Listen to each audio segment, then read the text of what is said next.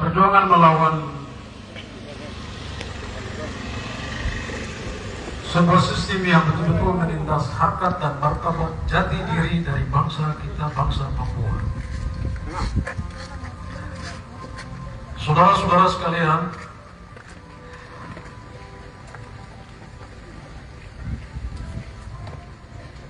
ketika kita bilang rasisme,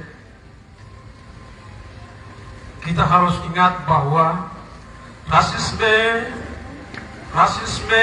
adalah penyakit. Rasisme adalah virus.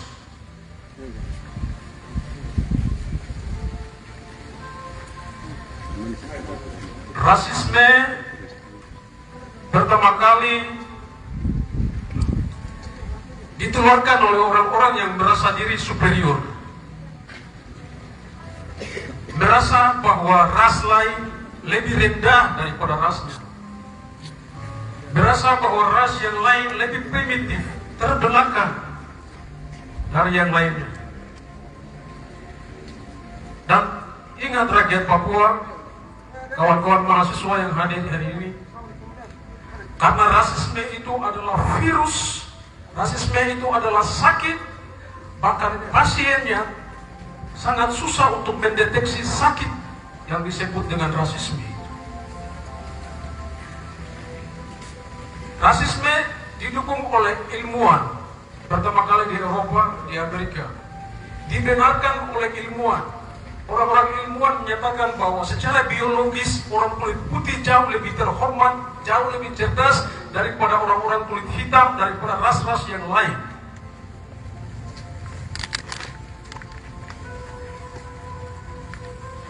Penelitian ilmiah itulah yang menjadi pembenaran bagi kolonialisme, menjadi pembenaran bagi imperialisme untuk menguasai benua Afrika, untuk menguasai Asia, untuk menguasai Pasifik.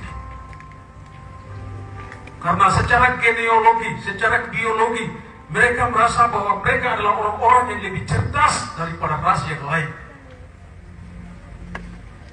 Sehingga muncullah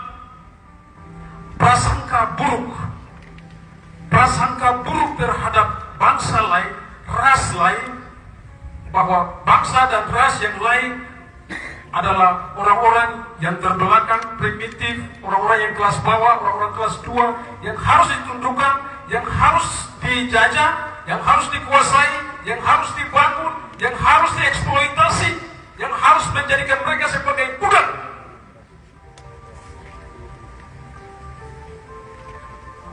Kembali lagi, karena rasisme itu adalah sebuah virus, dia penyakit. Kolonialisme membawa rasisme itu sampai pada wilayah Pasifik, Asia dan Pasifik, masuk di dalam budaya cara berpikir orang-orang Asia, orang-orang Indonesia, orang-orang Nusantara. Anda bayangkan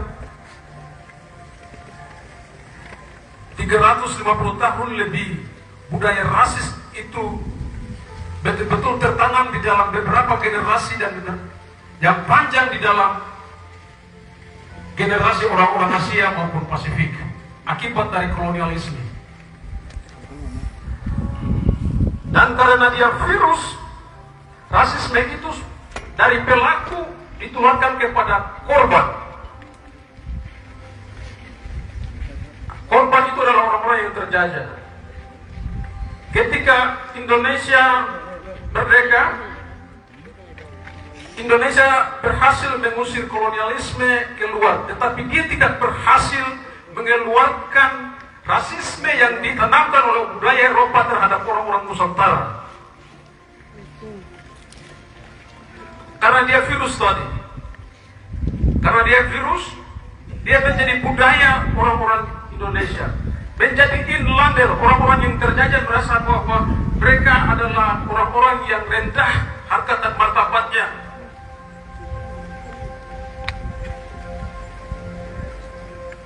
Saudara, saya harus bicara ini untuk menyampaikan bahwa penyakit rasisme itulah yang menyebabkan Soekarno pada Trikora menyampaikan bahwa ras lain, bangsa lain, termasuk bangsa Papua tidak berhak. Mereka adalah bangsa boneka yang tidak berhak untuk menentukan nasib politik mereka sendiri. Itu adalah prasangka rasis. Berasa bahwa orang-orang dari bangsa lain, bangsa Jawa, bangsa Melayu, berasa bahwa orang-orang Papua belum maju, orang-orang Papua masih primitif, sehingga mereka harus ditundukkan, mereka harus diatur, mereka harus dibangun. Nah, apa yang mereka buat? Bangsa dan negara yang sedang dipersiapkan oleh orang Papua tahun 1961 dianggap sebagai bangsa boneka dengan prasangka buruk bahwa orang Papua tidak bisa bernegara sendiri, berbangsa sendiri.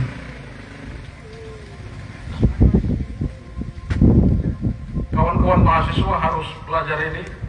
Rakyat Papua kita harus belajar bahwa pencaplokan wilayah ini, aneksasi wilayah ini didasari dengan prasangka rasis. 1962 New York Agreement, 1967 kesepakatan antara Indonesia dan Amerika Serikat dalam kontrak karya Freeport. PPRA 69 tidak melibatkan satupun orang Papua karena dianggap bahwa orang Papua adalah orang yang primitif, orang Papua tidak berhak untuk menentukan nasib politiknya sendiri, orang Papua perlu diatur, sehingga semua perjanjian diatur berdasarkan kesepakatan sepihak antara orang-orang yang merasa diri superior, antara Amerika Serikat, Belanda dan Indonesia, tanpa memperhitungkan rakyat Papua sebagai selaku pemilik sah bangsa dan tanah air ini untuk menentukan nasib politiknya sendiri. Itu adalah rasis.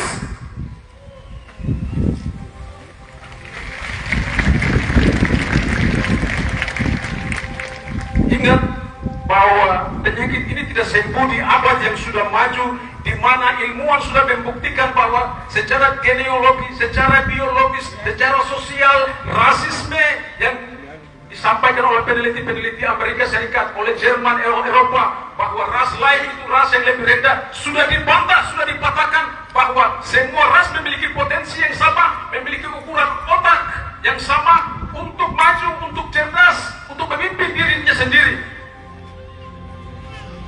Jadi ingat bahwa secara ilmu, secara ilmiah sudah membuktikan bahwa semua ras di dunia ini memiliki kesempatan yang sama, punya peluang yang sama untuk maju.